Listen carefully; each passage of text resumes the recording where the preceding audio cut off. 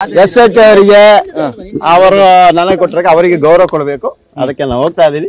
ಹೋಗಿ ಎಲ್ಲ ಮುಗಿಸಿದ ನಂತರ ಬಂದು ಯಾವಾಗ ಮುಗಿಯುತ್ತೆ ಗೊತ್ತಿಲ್ಲ. ಇದು ಟ್ರೈನಲ್ಲಿ ತಗೊಂಡೋಗಿದ್ರಂತೆ ಬುಡನ್ ಯಾವ್ದಿದ್ರು ಅಲ್ಲಿ SIT ಹೇಳ್ತಾ ಇದ್ದೀನಿ. ಅವ ನಾನು ಇಲ್ಲಿ ಹೇಳುವಂಗಿಲ್ಲ. ಹೇಳಿದ್ರೆ ಅಲ್ಲಿ ಪ್ರಶ್ನೆ ಮಾಡ್ತಾರೆ, ನಾನು ಉತ್ತರ ಕೊಡ್ಲಿಕ್ಕೆ ಆಗಲ್ಲ. ಅಲ್ಲ ಬೆಂಗಳೂರಲ್ಲಿ ಎಷ್ಟು ದಿನ ಇಟ್ಕೊಂಡಿದ್ರಿ ಬುಡನ್? ಅದೆಲ್ಲ SIT ಹೇಳ್ತೀನಿ.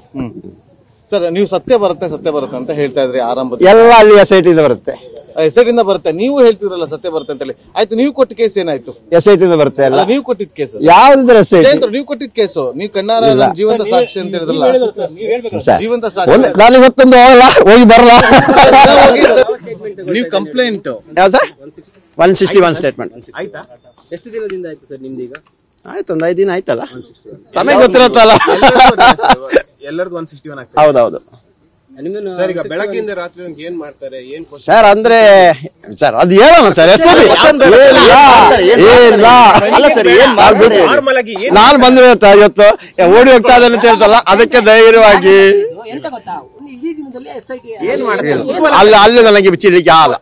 ಅವರು ಹೇಳಲ್ಲ, ನಾನು ಹೇಳೋಂಗಿಲ್ಲ. ಏನು ಅಲ್ಲಿಂದ ಏನು ಬಿಚ್ಚಿಡುವಂಗಿಲ್ಲ, ಯಾರು ಅದು ಹೇಳಂಗಿಲ್ಲ.